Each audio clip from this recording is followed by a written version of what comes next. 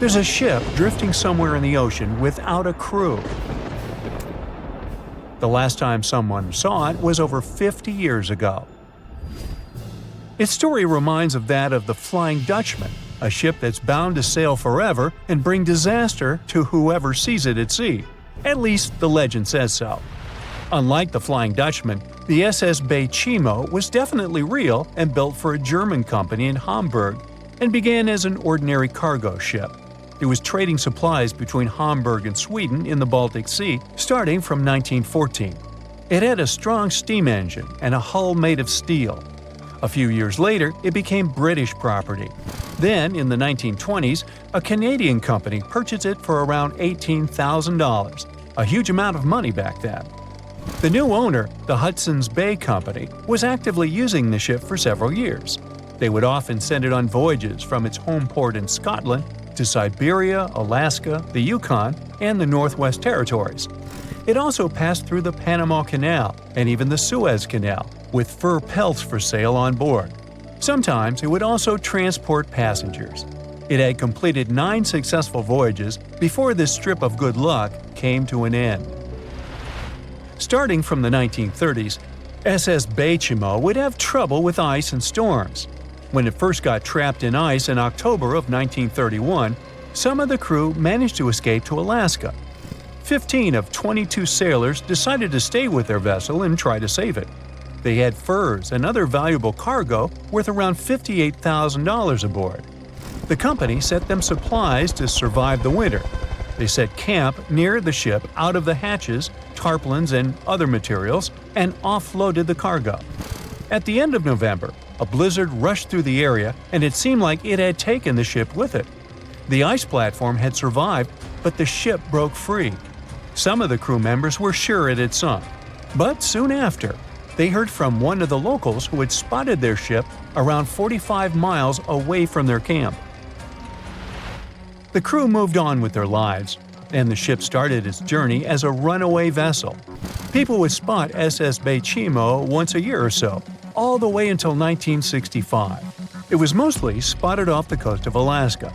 A man going to Nome with his sled dog, along with prospectors, explorers, and treasure hunters, all claimed to have seen SS Bay Chimo. Someone tried to board it and take it to port, but ended up stranded on it for days because of horrible weather. Others got luckier and managed to take a whaleboat, some furniture, and other valuables from the vessel. Those who got close to the ship saw that it was damaged and missing the propeller. Still, it stayed afloat without a crew for at least 38 years and became the longest sailing ghost ship in history. In 2006, the Alaskan authorities started a project to solve the mystery of this ghost ship of the Arctic and finally find SS Bay Chimo, either still above or below the water. So far, the project has not been a success. SS Bay Chimo remains one of the estimated 4,000 ships that have disappeared off Alaskan shores. If the legend of the 17th century isn't lying, this ghost ship could be sailing somewhere along the Flying Dutchman. It belonged to the Dutch East India Company.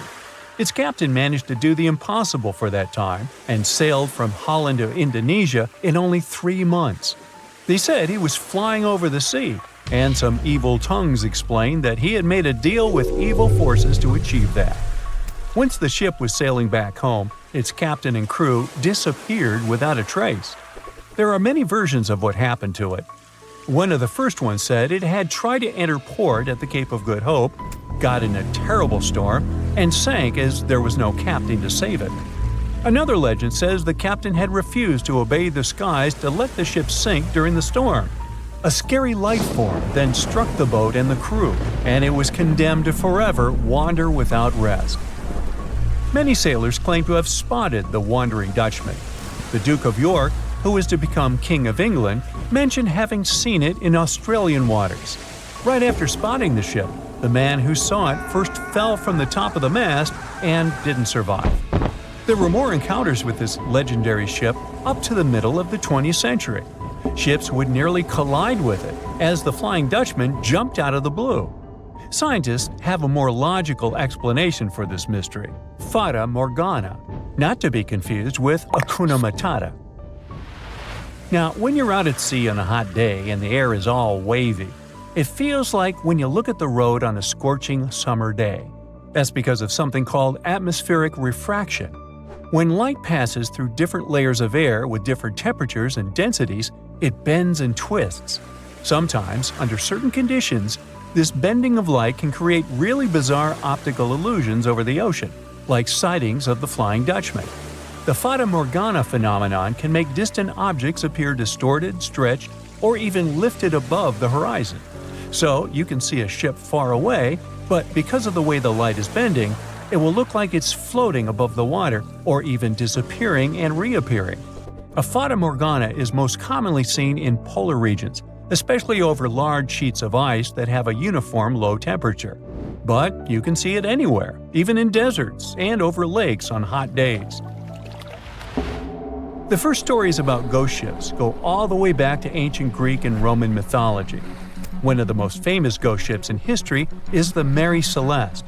This brigantine was traveling from New York City to Genoa and was fully stocked with provisions, but missing a crew when it was discovered in the Atlantic Ocean in 1872. The crew's personal belongings were also there, completely undisturbed. The final entry in her log was made 10 days earlier. We still don't know what happened to its crew, and the ship has inspired many spooky stories and legends. The Lady Lovibond was another legendary schooner that is believed to have been wrecked off the coast of Kent in the middle of the 18th century. The story tells that the ship's captain, Simon Reed, had just got married and took his bride on board for a celebratory cruise, despite the superstition that it could bring bad luck. They were on their way to Portugal when the first mate, who is also in love with the captain's new wife, went mad because of jealousy, attacked another crew member, and then took over the wheel and steered the ship straight into the dreaded Goodwin Sands. No one aboard survived, and the schooner is said to reappear as a ghost vessel every 50 years. In present times, many vessels become abandoned and turned into ghost ships intentionally. There are thousands of them floating in U.S. rivers, lakes, channels, and coastal waters. Some people lose their boats in storms and other extreme weather. Others have to abandon their boats because maintaining them can cost 10% of the boat's price. Plus, docking a vessel can add up to several $1,000s every year. Most boats have been made of fiberglass, so an owner can't just recycle them as scrap metal. So, once they want to get rid of it, they often tie it to a dock and sneak away, or leave it floating far away from the shore, or just try to sink it. When ghost ships sink in shallow waters, they can cause damage to coral reefs, mangroves, marshlands, oyster habitats, and wetlands. Plus, they can collide with unsuspecting regular ships and cause real trouble. So, don't do that. Enough said.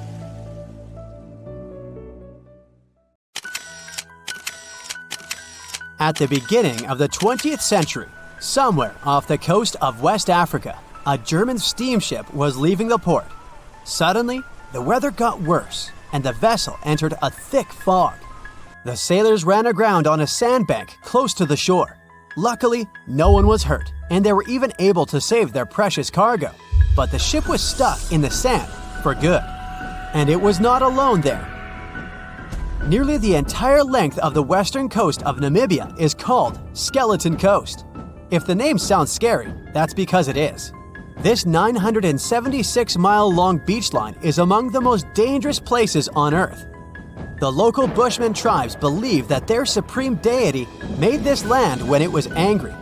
The Portuguese were the first Europeans to set foot in Namibia in the 15th century. And yep, they didn't like Skeleton Coast either. Portuguese explorers thought this land presented the gates to the underworld. This is the place where the Namib Desert meets the Atlantic Ocean. It might be dangerous, but it's actually beautiful. Plus, it's a UNESCO World Heritage Site. If Skeleton Coast had a PR manager, they would quit on the first day on the job.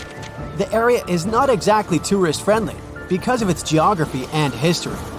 Beneath the sand and the waves, there is a secret ocean currently lurking for unsuspecting sailors. It's called Benguela Current. It flows towards the north along the coast of southern Africa. This part of the Atlantic is rich in marine life. but the current's land neighbor isn't that happy with the deal. This arid climate created the Namib Desert, one of the driest regions on Earth.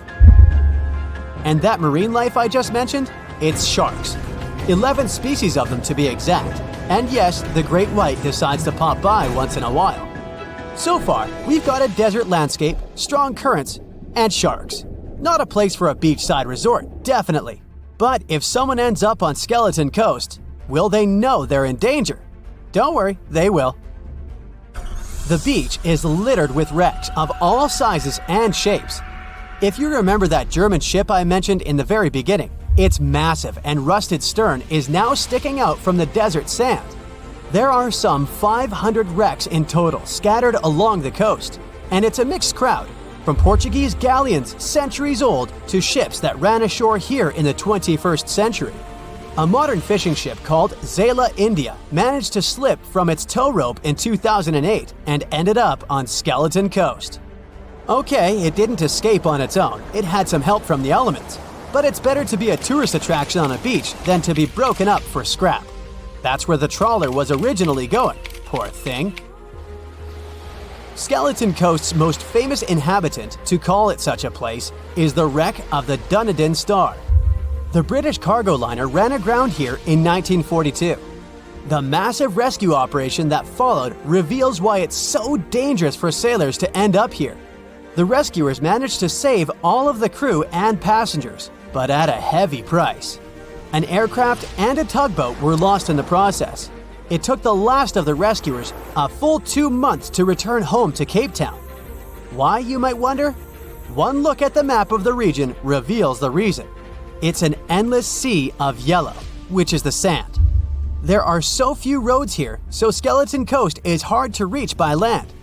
There are also legal obstacles. You need a special permit to drive into the area. But the skeletons in the name of the area don't only refer to ships, they also stand for animal bones. Most of these belong to whales and seals. Many animals have adapted to the area, so lions and hyenas roam the coastline in search of a meal. Yeah, now there are hungry lions as well, as if those sharks weren't enough. Other animals with a temporary residence on Skeleton Coast include elephants, cheetahs, leopards, and giraffes. In 1971, the Namibian authorities established a national park here, but except for surfers, after an adrenaline rush, they don't get many visitors. You can understand why. The Namib Desert is the oldest desert in the world, and it's not very tourist-friendly either. Those who travel to the region should pack sunscreen and a warm winter jacket. A weird combo, right? Well, not so much when you think that during the day, temperatures soar over 110 degrees Fahrenheit. At night, the air temperature drops below freezing. What a climate roller coaster! And that's not the final danger. Yep, there's more. Remember how that German ship got lost in thick fog? Yeah, it wasn't a one-off event. Because of the region's climate, fog shows up frequently. Sailors should cover their ears now, but this fog is actually good for wildlife. This is their only source of water in the Namib Desert. Reptiles and mammals have adapted to the harsh climate. They use as little water as possible. Shifting sands, thick fog, strong currents, lions, and sharks. Not the stuff you would put in a tourist booklet, but Skeleton Coast isn't the only beach on Earth you wouldn't want to spend your vacation on. I will take you to Cape Tribulation in Australia. The area covers some 48 square miles in the northwestern part of the continent. And no, the area is not as dry as Skeleton Coast. It's part of the Daintree rainforest. You could say that here, it is the rainforest, not the desert that meets the ocean. The beach at Cape Tribulation is straight from a postcard. But looks can be deceiving. Australia? Probably sharks. No, crocodiles are out here to get you if you decide to go for a dip in the sea. There are saltwater crocodiles that the locals call salties. Well, that's a cute nickname for such a dangerous reptile. And it's not just them. The wildlife seems to have a beef with visitors. From October to June, the waters around Cape Tribulation are full of box jellyfish. Their venom affects the human cardiovascular system. When touched by a jellyfish out at sea, swimmers won't have enough time to reach land for help. Vinegar helps neutralize the sting, so you might want to keep a spare bottle in your luggage. Crocodiles and jellyfish sound dangerous, but there's one more animal you should look after. It's the wild boar. It might sound funny, but you won't laugh when you're being chased by one of these across the beach. 21 million wild boars live in Australia. They're mostly active at night, making it even more dangerous if they charge at you. The best defense is running in circles. Wild boars can't cut corners well. That's probably why we don't see many of them taking up careers as race drivers. Cape Tribulation has one last danger installed for you, and it's not an animal. Out here, even the trees are plotting against visitors. The stinging tree got its name for a reason. If you try to pick one of its beautiful red berries, it'll fight back. Its prickles are like tiny glass shards. The less than pleasant effect on your skin will last for a month. Then there is this wait a while bush. Who keeps naming them like this? This long vine has spikes that grab hold and just don't let go. They are so strong they can pull a human off a horse. You'll have to wait for someone to come by and save you from this thorny grabber. If you are about to cross this Australian beach from the vacation list, hold on for a second. Tourism is booming here. The local authorities have restricted access to all of the danger zones. Visitors go swimming in dreamy water holes that are surrounded by lush vegetation. There are even ropes to swing from. Now, that's a beach you can finally relax on. Strange things occur in the cold waters of Antarctica. One of these things happened to a ship called Jenny. It was a small schooner whose history began in 1822. The boat and its crew set sail and disappeared a year later. For 18 years, the ship was considered sunk. People forgot about it, but in 1840, the vessel reminded the world of itself. That year, the whaling ship Hope sailed through the Drake Channel in Antarctica. The crew members noticed a ship among icebergs. It was the schooner Jenny. It was floating slowly in the dark, with no signs of life. The captain of the Hope, Mr. Brighton, gave the order to approach the mysterious vessel. They thought it was some creepy ghost ship, but as they came closer, they noticed crew members on the deck. The sailors of the Hope called out to them, but received no answer. This time, it became clear that something terrible had happened to the Jenny. When Brighton boarded, he realized that the Jenny crew members weren't missing. They were here. Frozen people stood like statues. Brighton went down to the lower deck and found the captain. He was sitting frozen at the table, holding a pen. Brighton looked at the logbook. The last record was made on May 4th, 1823. The captain wrote that he was the only living member of the crew. They spent 71 days without food. It seemed that the ship got lost in the sea because its captain went off course or sailed into an iceberg, but no one knew for sure. After that, nobody ever saw the Jenny again. According to rumors, the crew of the Hope abandoned the frozen ship and left it to drift in the cold waters. According to other rumors, this whole story is fiction. The story of the Jenny was described in a German magazine in the middle of the 19th century. Still, there was no further evidence of the ship's existence. Already in our time, Cambridge University decided to explore the case of the Jenny. The researchers discovered that one of the crew members of the Hope, who didn't disclose his name, told someone the legend of the frozen ship. Someone shared the story with another guy, and it was published in a German magazine called Globus. And that's all.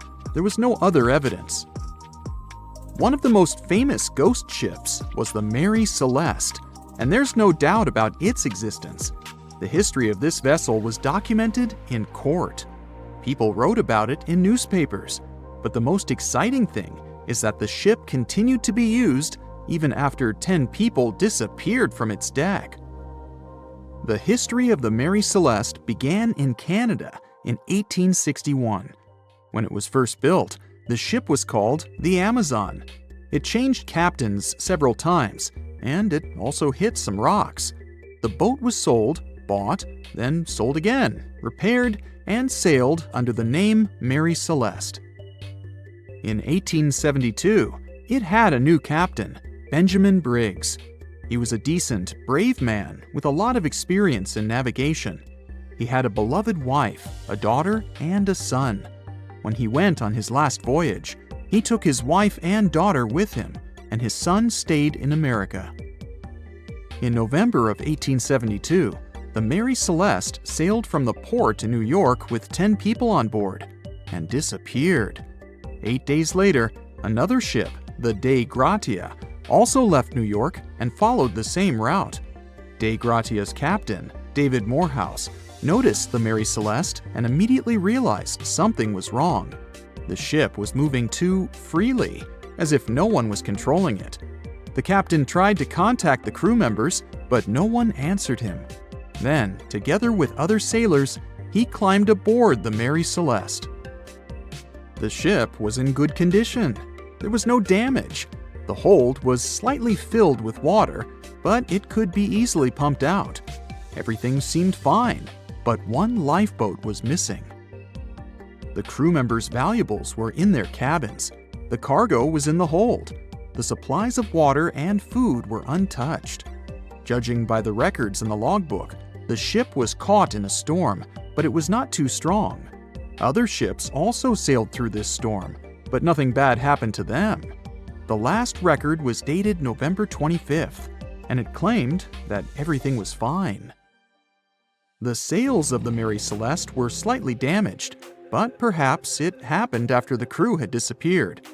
The whole ship was in excellent condition, but what made the people leave it? Part of the crew of the Dei Gratia stayed on board the Mary Celeste to bring it to dry land. Everything went well. They delivered the ship to the closest port. Next, the captain of the Dei Gratia appeared before the court and told about what had happened. However, the prosecutor and the judge didn't want to believe in the story of the Mary Celeste. They were sure the captain got rid of the ship's crew to get money for its cargo.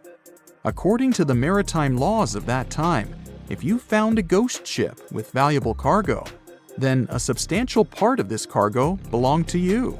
So, many people thought that David Morehouse decided to earn some money. This version seemed to be more valid than the one about the mysterious disappearance of 10 people. Fortunately, no one accused the captain of committing a crime. They thanked him for his service and gave him a monetary reward. However, his reputation was damaged, which greatly affected his career, as many believed he attacked the crew of the Mary Celeste. But even after this terrible case, trial, and investigation, the story was not over. The Mary Celeste was still an expensive and efficient vessel. It sailed several times, but then one captain crashed it into the reefs to get insurance. The court revealed this deception and accused the captain of intentional property damage. The story of the Mary Celeste became famous all over the world. People began to build their theories, realistic and not. Someone believed the ship had sailed through the Bermuda Triangle, but this version was quickly refuted, as the route of the Mary Celeste passed thousands of miles away from the Bermuda region. Did the Kraken or another giant monster attack the ship? Nope. Since the boat was found in almost perfect condition, there were no signs of a struggle. One of the most popular versions was that the crew of the Mary Celeste stole some valuable cargo and sailed to Spain on the rescue boat. However, those who knew Captain Benjamin Briggs said he was a good, honest man. Besides, he had a son in New York, and Briggs would never leave him. A more thorough investigation revealed that a series of accidental circumstances could have caused the disappearance of the ship's crew. Before its last voyage, the vessel delivered coal. Perhaps the pump intended for pumping water got clogged with coal after that, and when the ship got into a storm, the hold filled with water and the pump broke. The captain couldn't understand the amount of water because numerous barrels in the cargo hold blocked the view. Benjamin Briggs assumed it was dangerous to stay on the ship during a storm, So he evacuated with the passengers on a lifeboat. Perhaps they were close to land and decided to sail there, but the storm intensified and overturned the boat. Also, one record in the log journal said that the chronometer was faulty. It was a device that helped to determine your location at sea using longitude. Briggs got lost and didn't know which way to sail. The storm was strong, and he couldn't determine whether the ship would sink. Perhaps Briggs decided to leave the ship in a rescue boat when he saw the coast of the Azores. The uniqueness of this ghost ship case is that, unlike many others, you can investigate it yourself. There's a lot of information about the Mary Celeste on the internet. There are documentaries and research articles. Perhaps you'll be able to notice something that others haven't seen and solve the mystery of the disappearance of 10 people. No matter what happens, don't stop! We almost got it! Two treasure seekers are digging frozen ground in a cornfield at night. It's raining hard, lightning is flashing, but these two guys keep working. And now the shovel hits something solid. No way! A treasure chest! They start digging faster and find a piece of a ship's engine. What the? Far from the seas and lakes, somewhere under the fields of Kansas City, they found a giant sunken ship. How is this possible? Now you'll see. Some people spend their lives searching for shipwrecks with treasures underground. One of them is explorer David Hawley. He's been looking for such ships far from the seas, rivers, and oceans for many years. He does this because he likes the feeling of adventure. The holds of these ships may contain chests of gold, antiques, and artifacts. And you can get a lot of money for them. David says you don't have to go into the ocean to find a sunken ship. They may be lying in your backyard. But why do ships end up buried underground among fields, farms, and plains? Let's find out using the example of steamboat Great White Arabia. According to old records, the newspaper clippings, this ship had been carrying about 200 tons of treasure before it sank in 1856. Many rumors and local legends said the ship was lying underground a few miles northeast of Kansas City. It was there because people deliberately altered the riverbed and channels of the Missouri River in the second half of the 19th century. They artificially brought the shores closer to each other. They narrowed the river to increase the flow's speed so boats could sail much faster. In the 19th century, steamboats were the most popular means of transporting passengers and goods. Before railroads, they extended the western border across the Mississippi and Missouri rivers and brought supplies to people. That's why it was so important to increase the speed of their movement. So, on September 5, 1856, Arabia was sailing along such an estuary. It came across a snag sticking out of the water. A piece of log quickly flooded the ship. Fortunately, all passengers were evacuated. But the steamer and its precious cargo reached the silt bottom of the Missouri River in a few minutes. Several years had passed. Everyone forgot about the vessel. During this time, the course of the Missouri River had changed. But Arabia remained under the wet, muddy bottom. The soil level above it was getting higher, and the ground was losing moisture. Eventually, many decades later, a cornfield formed above the sunken ship. In the 1980s, one farmer owned this area, and he had no idea what was hidden in his territory. David Hawley carefully studied the history of the sunken ships of the USA. He knew that hundreds of steamers had gone underwater all over Missouri, but most of all, he was interested in Arabia, as there were rumors that it was filled with gold and other valuable things. The territory of cornfields in Kansas was vast, but David Hawley knew how to search properly. In 1987, he started working, first together with his brother and father. They collected all the clippings from old newspapers they could find. They were looking not only for information about the steamer, but also for maps of the Missouri River. They tracked its historical changes, checked the dates, and identified a large area where the steamer sank. Next, they used electromagnetic testing and other geological stuff to study the soil and find the right place. They searched for differences in ground moisture and density. Then, they went through the territory with powerful metal detectors. And so, by the fall of 1988, they had determined the location of the steamer. Arabia was the size of a football field. This gigantic vessel lay 45 feet underground, 4 stories down. But before they started excavating, they had to ask the owner of the cornfield for permission. For the farmer, this news was a big surprise. He agreed on the condition that the excavations would be completed by spring so that he could sow a new crop. Digging a giant ship in winter is much more difficult and expensive than at other times. It includes additional equipment, electricity, and heating costs. The team worked day and night. They financed the excavations out of their own pocket. Each invested more than $10,000 and took out a bank loan.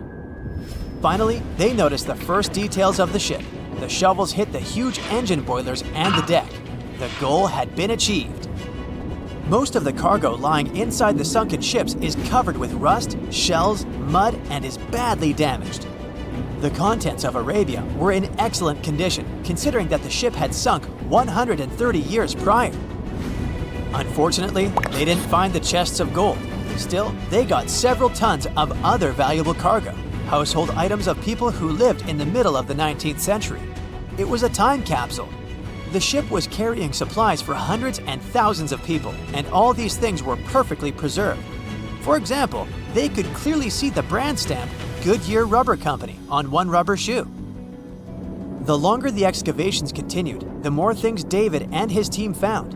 In the barrels, they found plates from the 19th century. They were intact and usable.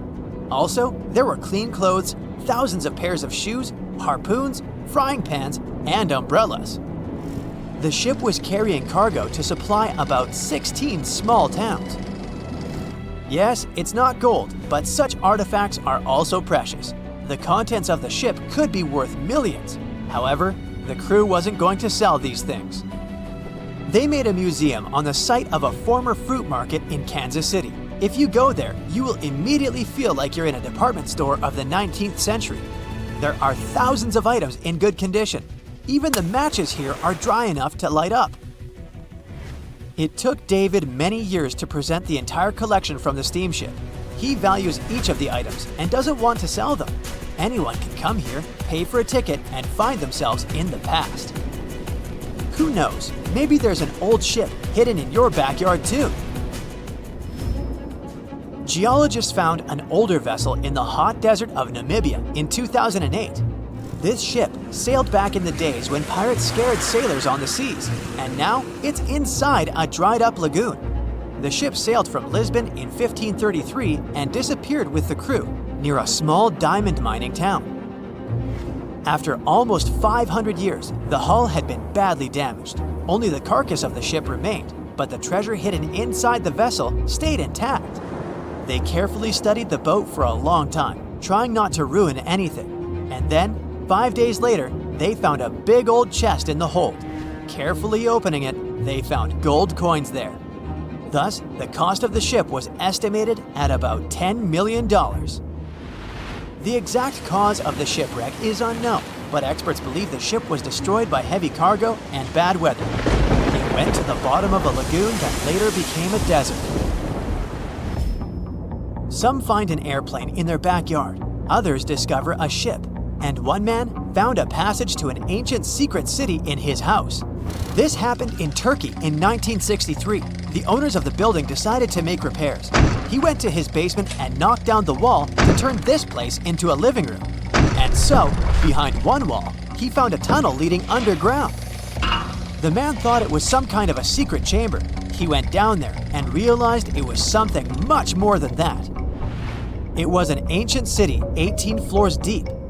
People built it in the years 780 to 1180 as a refuge from weather disasters and the invasion of enemies. This place also includes many underground tunnels that stretch for several miles in different directions. People could get to the town from different points using secret passages leading to these roads. The city can accommodate about 20,000 residents, livestock, and tons of food supplies. Archaeologists have also found a chapel, schools, stables, and public kitchens there. They say nothing is ever lost, and it's true. Let's discover ships frozen in time. The first one is truly fascinating. Here, the Antarctica shipwreck. It's a Greek trading ship from the 1st century BCE. It's located on the east side of the Greek island of Antikythera and at the merging point of the Aegean and Mediterranean seas. Around 2,000 years later, in 1900, a group of Greek sponge divers discovered the wreck. They were going to Tunisia, yet they were forced to find shelter from a storm on a nearby island. Since they couldn't go anywhere due to the storm, they decided to look for sponges until the weather got calmer. One of the divers discovered the shipwreck at depths of around 130 feet. Imagine someone going for a sponge hunt, but getting out to the surface with archaeological treasures. The captain of the sponge boat talked to the Greek officials about what they had found. The officials sent 2 ships to the wreckage. The salvage operation was successful, and discoveries are now in Greece's National Archaeological Museum in Athens. The findings included 3 life-sized marble horses, jewelry, coins, and hundreds of works of art, including a 7-foot-tall Colossus statue of Hercules. Among these treasures, Antikythera ephebe, a bronze statue of a young man, caught more attention. Because the ephebe doesn't comply with any familiar iconographic model, and there are no known copies of his type, he held a spherical object in his hand.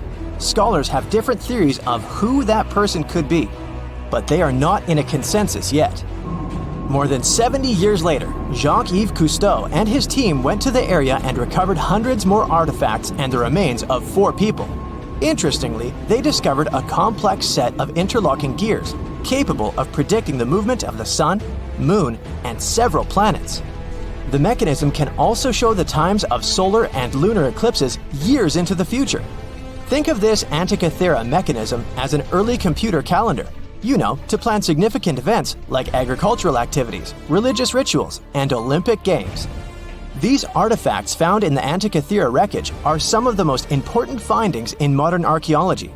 Just the Antikythera mechanism itself has changed our perception of the limits of ancient technology.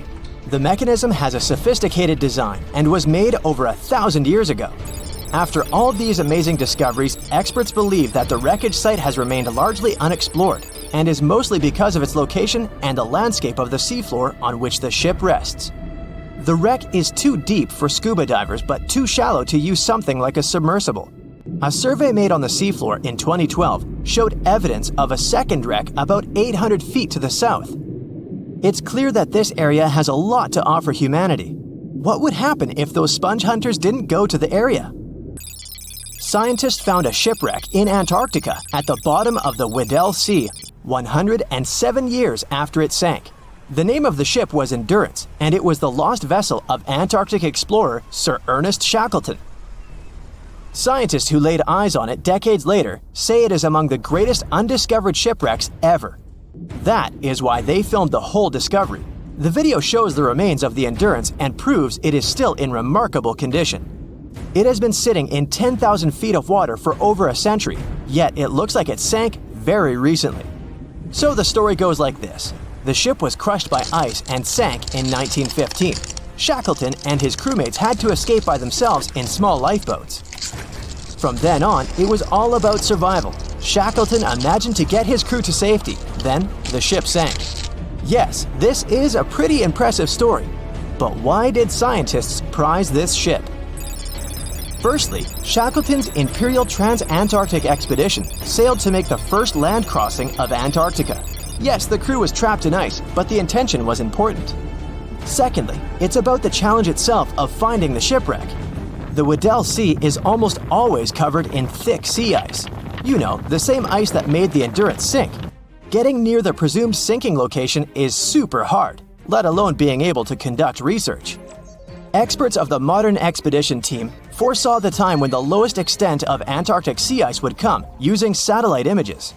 They realized that the weather was in their favor to start an expedition. Dr. John Shears said that they have successfully completed the world's most difficult shipwreck search, fighting against constantly shifting sea ice, blizzards, and temperatures decreasing to -0.4 degrees Fahrenheit. Yeesh, I can't imagine the worst conditions in Antarctica if these conditions are in their favor. Lastly, look at this. It's timbers. They're very much intact. Plus, you can read the ship's name. It's still visible. Marine archaeologist Menson Bound says that this is the finest wooden shipwreck he has ever discovered. He has 50 years of career experience, so I believe the guy. So how come the wood is not rotten? Dr. Michelle Taylor, a deep-sea polar biologist, said that there has been little wood deterioration because the wood-munching animals are not in this forest-free region of Antarctica. Workers of a coal mine in East Serbia discovered 3 shipwrecks that had been there for at least 1,300 years. The largest shipwreck is an ancient Roman fleet. It's around 50 feet long with a flat bottom. It's estimated that the ship could carry a crew of 30 to 35 people. Looking at its hull, you can see the marks of repairs. Wow, this one had a lengthy career. You know, it gives us insight into more than 1,000 years ago. The 2 smaller vessels, on the other hand, match descriptions of boats used by Slavic groups to attack the Roman frontier. These 2 have been discovered under mud and clay in an ancient riverbed. Apparently, in those times, there was a Roman base in a place called Viminacium City. Interestingly, Viminacium was a provincial capital with an estimated 40,000 inhabitants in the 4th century CE. For comparison, it was even larger than Pompeii. The Kostelach coal mine is a center of hidden gems. Archaeologists had found evidence of ancient human and animal activity here before. For instance, in 2012, experts found bones of at least 5 woolly mammoths, which went extinct about 10,000 years ago. Canadian archaeologists found a ship 150 years after it went missing in the Canadian Arctic waters. This merchant ship is called HMS Investigator. It was purchased in 1848 to search for the explorer Sir John Franklin's ship that got lost in the Northwest Passage expedition. So, HMS Investigator left Britain in 1850 for this rescue operation. The expedition crew, captained by Robert McClure, sailed the Investigator into the water. He realized that he was in the final leg of the Northwest Passage, the sea route across North America. But before he could sail into the Beaufort Sea, the 122-ton ship itself got stuck in the thick ice. The crew spent the winter over the Prince of Wales Strait. The following summer, McClure tried again to sail to the end of the passage, but the ice blocked his way once more. Here, too, the crew was forced to leave the ship. He steered the crew into the Bay of Mercy. There, they were to remain until 1853 when the crew of the HMS Resolute rescued them. Imagine a crew of 60 people who had to spend 3 winters in the Arctic without even knowing if they would survive. Later on, the ship was found sitting upright in about 36 feet of water. It was in very good condition. Arctic water has prevented the outer deck of the vessel from deteriorating quickly. The outline of the ship and its timber can be clearly seen. Plus, archaeologists have uncovered artifacts on land left by the sailors. They had unloaded everything before abandoning the Investigator. 3 sailor graves and 1 British naval shipwreck had also been discovered in the area. I wonder what else they could find there. Wow, it's the only place where 1 minute you're learning 17 natural ways how to get rid of houseflies, and the next, you're taking an epic journey straight into a black hole. More than 10 billion, with a B, views in total. That's 47 billion minutes watched, or more than 70,000 years. That's all the way back to the Ice Age. No, I wasn't around then. 40,000 videos, hundreds of topics, and most importantly you, a whole 44 million of you. Our viewers. We could populate an entire country if we wanted to. We'd like to continue helping you learn and giving you useful skill improvement tips. Got a thirst for knowledge? We've prepared 4 masterclasses on creating a 2D character animation from scratch, 10 hours of video lessons, practical tasks using professional software, and additional materials that you can use with your own projects. Get the full course now and create your own animated masterpiece. The year was 1854, and the SS Arctic, the fastest passenger liner of its time, set out to cross the Atlantic. As it sailed through the misty veil, it slowly disappeared into the unknown. The Collins Line, an American shipping company, was started in 1818 and only began seriously trading in the transatlantic by 1835. Its steamships crossed the Atlantic from Liverpool to New York within just 10 days.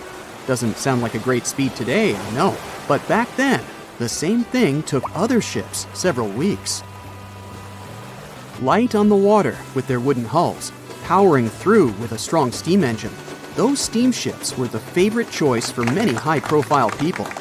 What could go wrong with such an advanced ship, they thought. This reminds me of some other ship everyone believed to be unsinkable. But anyway, back to the Collins Line. It grew to be a serious contender on transatlantic routes, with only one other competitor, the Cunard's Line. It was a British company also aiming to be the main force through the Arctic Passage. In 1835, the company received a new ship that traveled to Liverpool and came back to New York with the largest cargo ever at that time. From then, the Collins Line was steadily growing. It seemed like there would only be future successes for it. Unfortunately, their lavish ships became costly to run with the amount of coal used. Massive power along with weak wooden hulls meant they needed many repairs after each voyage. So, every trip ended up being expensive. But since the ships were safe and had a great reputation, people were willing to pay the price, and the company was definitely not in crisis. They had achieved something no one had managed to do before them. Like I told you, their ships crossed the Atlantic in a whopping 10 days, and Edward Collins, the owner, was very determined to maintain the pace. Their 5 ships easily outran the Cunard's Line of only 3. With this great praise, it provided more attention. Though the Cunard's ships were slower with their iron hulls, they believed there was still profit, regardless of how slowly they sailed. Among Collins' ships, the Arctic, the third of them to be launched, was the largest, reaching 284 feet long, with 2 side-lever steam engines, each with 1,000 horsepower. The paddle wheels made 16 revolutions a minute when at full speed. At the time of its launch, the press called it the most stupendous vessel ever constructed in the United States. But glamour and fame couldn't avoid what would come next. On the 27th of September, the Arctic was on its journey from Liverpool to New York, continuing a speed pace through the thick fog. It's possible that by that moment, after 4 years of record-breaking trips, the crew became overconfident with their sailing and the ship. Going only 50 miles from Newfoundland, they carelessly continued through the fog with no radio contact, sonar, or any other form of identifying objects, equipped only with Morse code. A smaller ship, the SS Vesta, which operated as a fishing vessel, often worked around Newfoundland. It was passing through the same path as the Arctic and crashed into its side.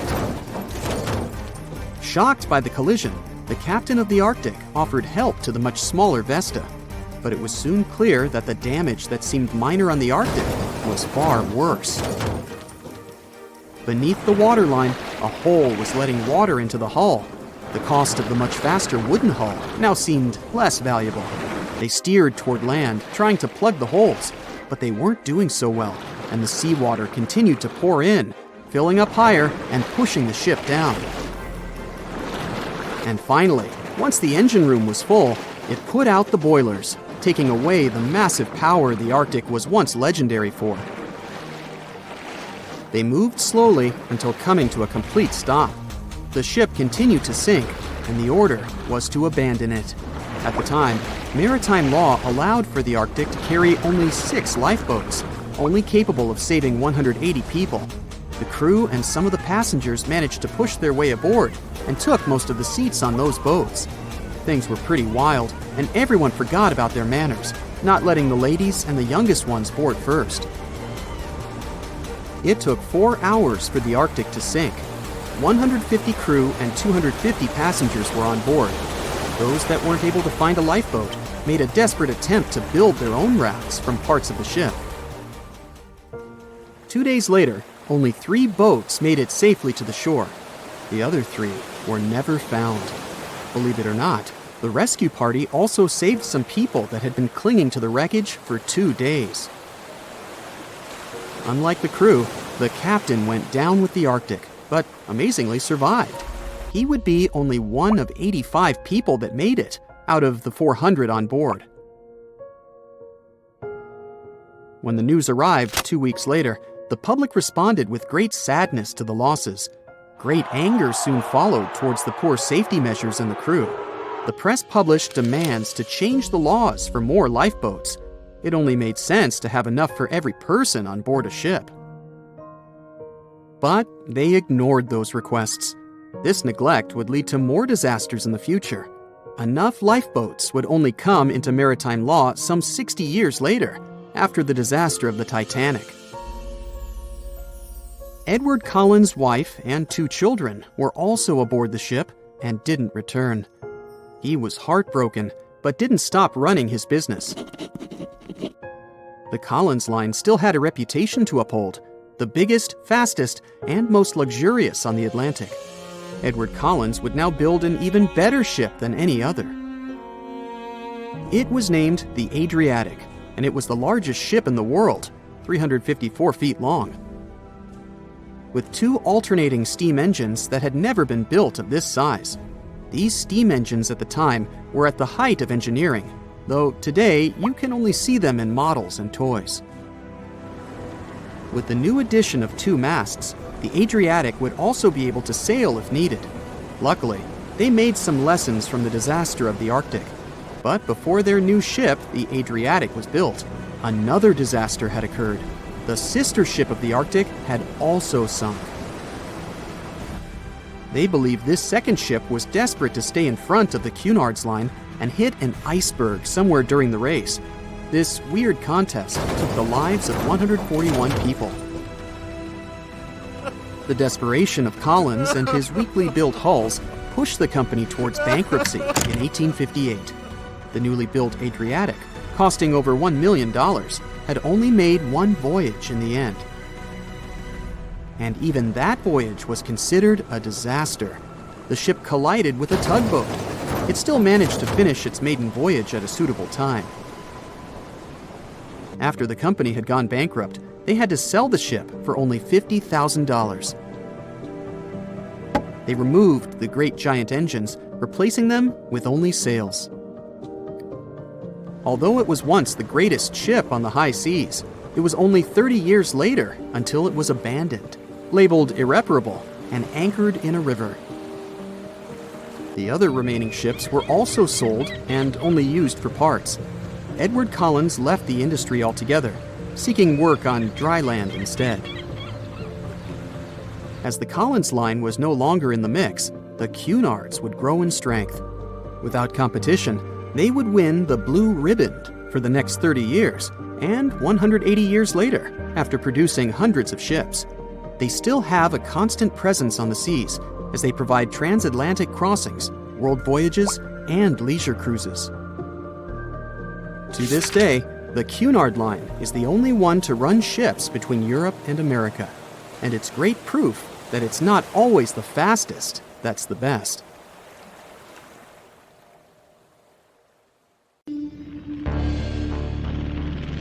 In 1945, 5 TBF Avenger aircraft took flight for a routine training exercise around the Bermuda Triangle.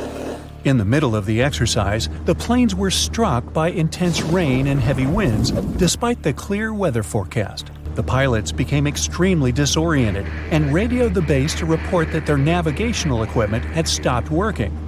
The last thing the base heard was, "When the first plane drops below 10 gallons, we'll all go down together," and then static.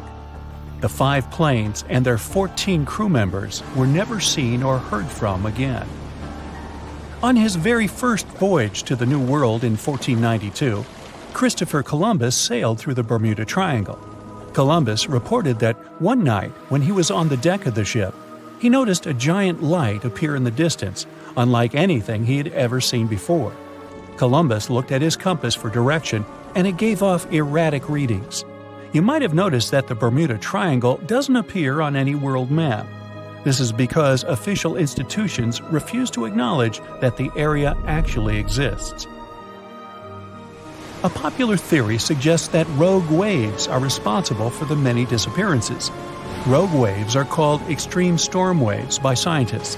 They occur when different weather patterns take place at the same time and cause large, unexpected waves. Witnesses say that the waves look like giant walls of water. These waves could explain why ships go down fast and without leaving any trace. The Bermuda Triangle is home to some pretty intense and unexpected weather. Storms build up quickly and unexpectedly, then disappear soon after. If you blink, you might miss it. This could explain why few distress signals are issued. Pilots and sailors never saw the weather coming. No one knows exactly how many ships and planes have disappeared in the Bermuda Triangle. The rough estimate is 50 ships and 20 planes. Most of the time, the disappearances had no explanation and no wreckage has ever been left behind. Another bizarre theory trying to solve the Bermuda Triangle mystery comes from Charlie Berlitz. He insists that the area is home to the lost city of Atlantis. The missing ships and planes and malfunctioning equipment, according to him, were all caused by rays of energy let out by the special energy crystals that power Atlantis. While this sounds silly, Berlitz's theory was convincing enough that over 20 million people bought his book worldwide.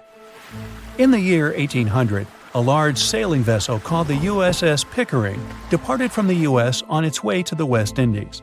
The ship sailed into the Bermuda Triangle along with its 90-man crew and was never heard from again. The USS Pickering was the first ever confirmed ship to vanish in the Bermuda Triangle. It's believed that the ship was taken out by a storm, but because no wreckage was ever found, we'll never know for sure. When the TBF Avenger planes went missing, a massive search operation was conducted. Boats and planes searched the Bermuda Triangle for any signs of the aircraft. One of the boats searching was a PBM-5 Mariner airboat. The airboat took flight at 7:27 p.m. and called in a routine radio message 3 minutes later. Then, it was never heard from again. No trace was ever found of the rescue airboat or the 5 Avenger aircraft. An enormous investigation was launched into the disappearance of all these vehicles, but nothing was ever discovered. This particular area of the ocean is one of the most heavily traveled shipping routes in the world. Some skeptics believe that this fact solves the mystery. Statistically, the busier the area, the higher the frequency of accidents and disappearances. While this makes sense, it's not the frequency of disappearances that's responsible for the mystery of the Bermuda Triangle. It's the lack of explanation or wreckage found. On the ocean floor, decomposing organisms let off large concentrations of methane gas that gets trapped under the water. This gas can build up until, boom, it ruptures. The gas surges up to the surface and erupts. If a ship was in the area of one of these ruptures, the water would become much less dense and cause the ship to sink rapidly and without warning. Scientists believe this could be the cause of the many disappearances in the Bermuda Triangle. While this theory makes a lot of sense, it doesn't seem too likely. The U.S. Geological Survey has stated that no large releases of gas are believed to have occurred in this area for the past 15,000 years. The ocean floor is made of rocks containing a lot of magnetite. It's more like iron. Magnetic fields react to high concentrations of magnetite on the ocean floor, which may start a sort of conflict between the two. It can often lead to various weather anomalies and, as a result, navigation issues. And, naturally, any changes in the ocean floor or the Earth's magnetic fields influence the Bermuda Triangle a lot. Since the magnetic field is constantly moving, it might be also taking the Bermuda Triangle with it. Now that people know where the triangle is, it's easy to avoid it. It supposedly moves eastward together with the magnetic poles. But scientists still can't answer where exactly it will be in a couple of years. Some people blame all the disasters on the extraterrestrial paranormal activity. Others suppose it's all about raging natural phenomena. There's another triangle in Lake Michigan. Just like the one near Bermuda, the Michigan Triangle got its shady reputation for some disappearances. The first recorded one dates back to 1679. A large vessel, one of the largest of that time, set out on an expedition. Yet once it got in the sinister triangle, it never came back. Much later, an aircraft disappeared in this triangle. The skies are usually very clear there, but back in 1883, some people witnessed abnormal things in the area. Some claim to have seen large blocks of ice falling from the skies, and the crew even managed to save one as hard proof. Meanwhile, the Pacific Ocean mystery area is another sinister triangle. Off the south coast of Japan, not far away from Tokyo, There's a sea where plenty of ships met their doom, disappearing without a trace in these waters. They call it the Devil's Triangle. Some scientists believe the cause of anomalies is the environmental changes. Also, there's a really high concentration of methane hydrates on the bottom of the ocean in the Pacific Triangle area. You're deviating from your original course and sailing in the wrong direction. There's the Caribbean Sea near the triangle, peppered with small islands. The seafloor here isn't deep. The ship can get in shallow waters. And now the ship is stuck on a shoal, and you have no idea where you are. If this were the 21st century, the ship's captain would be able to reach the shore using GPS and other modern navigation. But the most interesting thing is that the compass would work correctly this time, since the magnetic North Pole hasn't already coincided with the true one for a long time in the territory of the Bermuda Triangle. The agonic line is somewhere far away from here. There are no problems with navigation now, but for some reason, this is where ships disappear. In fact, not just here. Throughout the Atlantic Ocean, there are places where many more ships were gone. The Bermuda Triangle is not even in the top 10 of such places. One of the main reasons why many ships are lost here is that one of the most popular shipping routes in the Atlantic passes through the Bermuda Triangle. And the more ships in one place, the more shipwrecks. Simple probability. Then, it just starts getting weird. Other theories say that there's a space-time rift in this region. Ships and planes fall into this rift and end up in the past or the future. But for some reason, there's not a single proof of this myth. There's no reason to think that the rift is hidden somewhere here. The base of an extraterrestrial civilization is located in the Bermuda Triangle. Visitors from other galaxies steal sea vessels along with the crew, so no one finds the wreckage of the ships. This is also a popular myth that has no scientific justification. The Kraken lives somewhere in the triangle. It's a huge squid that sinks ships and also is a legend that sailors tell each other. However, gigantic squids live in the depths of the ocean. They can grow to the size of half a train car, but no cases have ever been recorded where they sunk a large vessel. And in the area of the Bermuda Triangle, they have never ever been seen. People in the past didn't know about the existence of these creatures, so when they saw them for the first time, they described them as huge, terrible monsters. Giant squids are some of the most elusive creatures on Earth, and scientists had to use sonar equipment to find them.